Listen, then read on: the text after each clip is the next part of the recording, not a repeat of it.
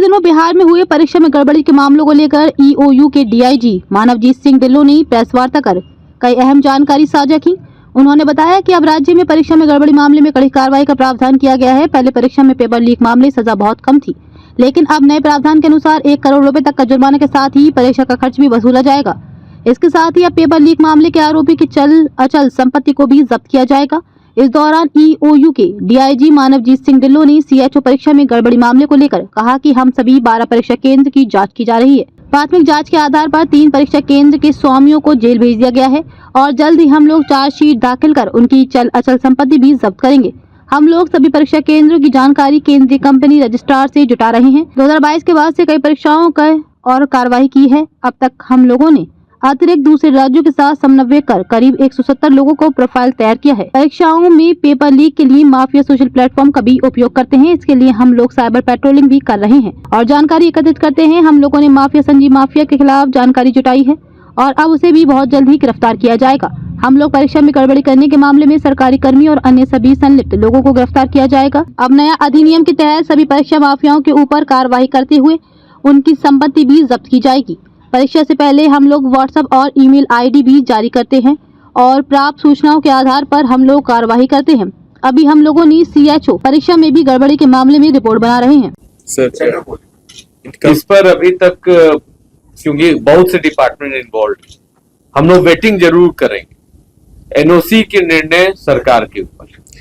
परंतु एक चीज और बताना चाहेंगे कि बिहार पुलिस इतना सक्षम जरूर है। जब अंडरग्राउंड नक्सल नेताओं पर पीएमएलए की कार्रवाई हुई थी, उसी प्रकार यहाँ भी पीछा किया जाएगा। हम लोग बनाएंगे फैमिली ट्री। दादा को क्या संपत्ति था, पिताजी को क्या संपत्ति था, सब परिवार के सदस्य को क्या संपत्ति है, कौन किस तरह का जीवन शैली व्यतीत कर रहा है, कौन आईफोन यूज कर रहा है जबकि उसके स्रोत ही नहीं है, कौन मोटरसाइकिल 3 लाख का चढ़ रहा है, 5 लाख का उसको है ही नहीं। पीएमएलए के तहत जैसे संजीव मुखिया के नाम आई, ये टारगेट है हमारे। इनका जितना जन संपत्ति है वो तो खंगालेंगे ही, उसके अलावे इनके अगर हितनाता लोग भी उसका इस्तेमाल कर रहे हैं तो उन पर भी चार्जशीट किया जाएगा। पीएमएलए के तहत 5 साल की सजा ऐसे सभी सहयोगी और संबंधी का भी है जो उस अवैध तरीके से धन का प्रयोग करते हैं, जो proceed of crime. Sir, with in Bihar भी क्या कुछ हॉट स्पॉट्स आइडेंटिफाई हुए हैं? जैसे हम साइबर फ्रॉड में आइडेंटिफाई कर रहे हैं, वैसे विद इन बिहार भी कुछ पेपर लीक मामले में कुछ हॉट स्पॉट आइडेंटिफाई हुए?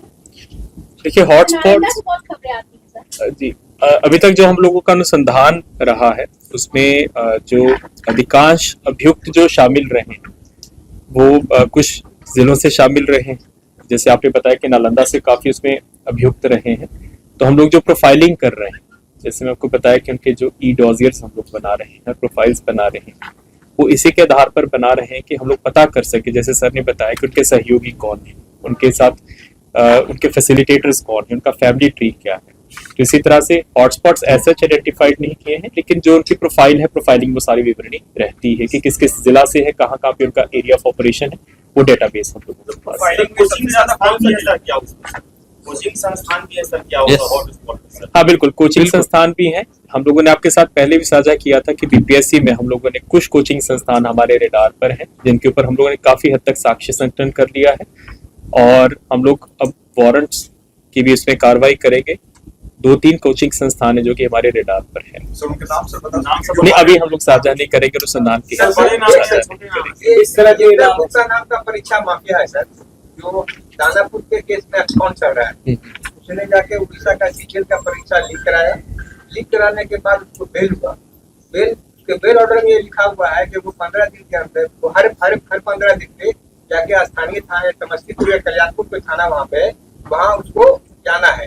लेकिन आप इस अब तक गिरफ्तार नहीं हुआ है। दूसरा, अतुल वर्ष जो परीक्षा बहुत बड़ा माफिया है, इसकी अब तक गिरफ्तारी नहीं हुई। जो आप सवाल पूछ रहे हैं मैं से अवगत हूँ, क्योंकि ये पहली बारी जो हम लोगों ने कंप्यूटर बेस्ड टेस्ट का पहला जो बिहार में केस हुआ था, ये दानापुर में हुआ था जब मार्च 2022 में जब मैं एसएसवी पटना था, उसमें हम लोगों ने 5 ऑनलाइन एग्जामिनेशन सेंटर्स को सील करवाया था, मुजफ्फरपुर, गया और पटना से। तो उसी में जो आप नाम बता रहे हैं, विजेंद्र गुप्ता, अतुल वत्से, सब उसमें अभियुक्त थे। तो विजेंद्र गुप्ता के बाद जो उड़ीसा में पेपर लीक हुआ था, तो उसमें जेल में गए हैं, शायद बालासुर या सबलपुर जेल में थे, और उनका जो पैतृक गांव विद्यापति नगर में है, समस्तीपुर में है। तो बेल कंडीशंस के, क्योंकि ये केस उड़ीसा क्या है, बेल कंडीशंस क्या है, उसके मैं अवगत नहीं हूँ, लेकिन उसमें जो भी हम लोगों को दायित्व दिया जाएगा बिहार पुलिस को, तो हम लोग निश्चित रूप से उसको देखेंगे। नहीं, उनका डाटाबेस बनाया था। ये पेपर लीक में नाम आया है या पर आगे कार्रवाई किया जा सकता है? 2 का तो मैंने आपको बताया, संजीव मुखिया लोक सेवक हैं, रंजीत कुमार रजक, जिनके ऊपर हम लोग कार्रवाई कर चुके हैं। इसके अतिरिक्त आपको याद होगा कि विशाल चौरसिया, जिसको हम लोगों ने बीपीएससी वाले गैंग, वो भी लोक सेवक है। देन सिकंदर यादविंदु, आपको याद होगा, नीट परीक्षा में, ये सभी लोक सेवक हैं। तो इस तरह के जो लोक सेवक हैं, उनका एक अलग से डेटाबेस हम लोग तैयार कर चुके हैं, और उनकी भी चल अचल संपत्ति का हम लोग ब्यौरा तैयार कर रहे हैं। और जैसे ही हम लोग को साक्ष्य मिलेगा डिस्प्रोपोर्शनेट एसेट्स का, तो आगे कार्रवाई की। सर कटिहार में एक एग्जाम हुआ था, जी, जी, जी। हुआ था, उसमें एक राजनीतिक, जैसे कि सर ने प्रारंभ में बताया है कि बिहार पुलिस पूरी तरह से प्रतिबद्ध है। ये जो संगठित गिरोहों के द्वारा बार बार परीक्षा लीक के मामले हो रहे हैं, और बिहार पुलिस में आर्थिक अपराध इकाई ही बिहार पुलिस की तरफ से नोडल इकाई है, जो ऐसे सभी कांडों को और मामलों को, सूचना और आसूचनाओं को डील करती है। जैसे सर ने बताया कि इसी वर्ष आप सभी अवगत हैं कि वर्ष 2024 में ही बिहार सरकार के द्वारा बिहार लोक परीक्षा अनुचित साधन निवारण अधिनियम 2024 लागू किया गया है। ये एक बहुत ही अच्छा कानून है। इसमें इस प्रकार के प्रावधान किए गए हैं जो पूर्व में बिहार परीक्षा संचालन अधिनियम था उसमें नहीं थे। जैसे कि उदाहरण स्वरूप, अब कोई भी परीक्षा लीक में यदि किसी संगठित गिरोह उसकी शामिल होने के तथ्य प्रकाश में आते हैं तो 10 वर्ष की सज़ा की गई है। पहले जो सज़ा थी, सज़ा बहुत कम थी, और 1 करोड़ से लेकर 10 करोड़ तक फाइन का प्रावधान किया गया है।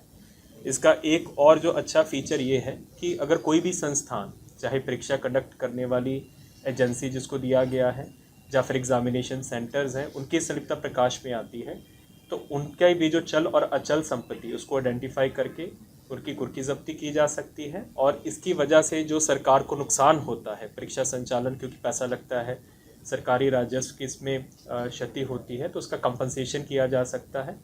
तो इसी मामले में जो भी आप जानते हैं कि जो CHO का, कम्युनिटी हेल्थ ऑफिसर्स का जो परीक्षा लीक हुआ है, पहली बारी बिहार राज्य में इस अधिनियम के तहत इस कांड को दर्ज किया गया है। और इसमें जितने भी 12 के 12 ऑनलाइन एग्जामिनेशन सेंटर्स हैं, उनके हम लोग स्वामित्व का हम लोग ब्यौरा ले रहे हैं मिनिस्ट्री ऑफ कॉर्पोरेट अफेयर्स से और GST की रजिस्ट्रेशन अथॉरिटी से, क्योंकि ऑनलाइन एग्जामिनेशन सेंटर्स वहीं से पंजीकृत होते हैं। और कुछ, जैसे आप जानते हैं कि उसमें से 3 जो स्वामी थे एग्जामिनेशन सेंटर्स के, उनको हम लोग जेल भेज चुके हैं। और जैसे ही चार्जशीट होगा और बाकी लोगों की संलिप्तता प्रकाश में आएगी, तो उनकी चल और अचल संपत्ति की जो कुर्की और जब्ती की कार्रवाई हम लोग करेंगे, और ये पहली बारी होगा। इससे पहले जैसे ADG हेडक्वार्टर सर ने बताया कि अभी तक जब से आर्थिक अपराध इकाई का गठन हुआ है, लगभग 10 परीक्षा लीक के मामले हम लोगों ने इनका अनुसंधान किया है। जो हाल फिलहाल 2022 से बड़े बड़े परीक्षा लीक के मामले हुए, BPSC का PT परीक्षा का हुआ था, उसके बाद फिर केंद्रीय चयन सिपाही भर्ती परिषद का परीक्षा लीक हुआ, BPSC TRE teacher recruitment examination का हुआ, नीट का भी प्रारंभिक इन्वेस्टिगेशन आर्थिक अपराध इकाई के द्वारा किया गया, और अब CHO का जो ऑनलाइन परीक्षा लीक मामला हुआ है। इन सभी मामलों में समेकित रूप से कार्रवाई करते हुए हम लोगों ने एक बहुत ही व्यापक डेटाबेस बनाया है।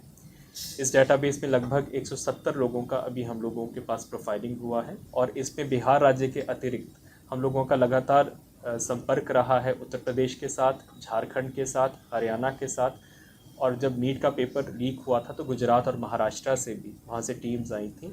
तो हम लोगों के पास एक समेकित डेटाबेस बना है ऐसे गिरोहों का जो कि बिहार राज्य में भी कार्यरत हैं और अन्यत्र भी कार्यरत हैं, और इस लोग आपस में परस्पर सहयोग भी करते हैं।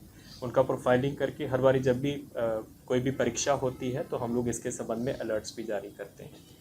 इसके अलावा जो साइबर पेट्रोलिंग है, क्योंकि आप सभी जानते हैं कि ज़्यादातर जो अभ्यर्थी हैं, जो स्टूडेंट्स हैं, उनसे पैसा लेने के लिए, उनको इन ग्रुप्स के साथ जोड़ने के लिए ज़्यादातर साइबर स्पेस का इस्तेमाल होता है।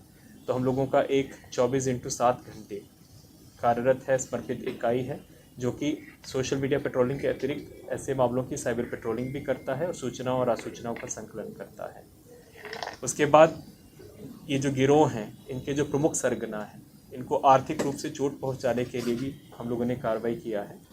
अभी जैसे आप अवगत होंगे, जो संजीव मुखिया है, जो कि प्रमुख सरगना रहा है नीट में भी और सीएसपीसी में भी और बीपीएससी में भी, उसके ऊपर डीए का केस किया गया है। और उसी डीए की केस की वजह से जो लगभग 6 महीने से उसके ऊपर नो कर्सिव स्टेप लगा हुआ था, दंडात्मक कार्रवाई पर रोक लगी हुई थी, हम लोगों ने सारा एविडेंस प्रस्तुत किया कोर्ट में और अब वो कार्रवाई, जो दंडात्मक कार्रवाई पर रोक लगी हुई थी, उसको ख़त्म किया गया है और वारंट और कुर्की की कार्रवाई के लिए हम लोगों ने प्रार्थना की है कोर्ट से। इसके अलावा रंजीत कुमार रजक, जो पहले परीक्षा के मामलों में संलिप्त रहे हैं और वो भी एक सरगना रहे हैं इस प्रकार के लीक के मामलों में, उनके ऊपर भी डीए का केस काफ़ी आगे तक बढ़ गया है और थोड़ी देर में हम लोग उसको भी प्रोसिक्यूशन सैंक्शन प्राप्त करके चार्जशीट करेंगे। इस तरह के अन्य, पहले तो इसको हम लोगों ने 2 कैटेगरीज में बांटा है, लोक सेवक और गैर लोक सेवक। लोक सेवकों की कैटेगरी में जो सरकारी कर्मी शामिल हैं, उनके ऊपर पीसीएफ का केस करेंगे।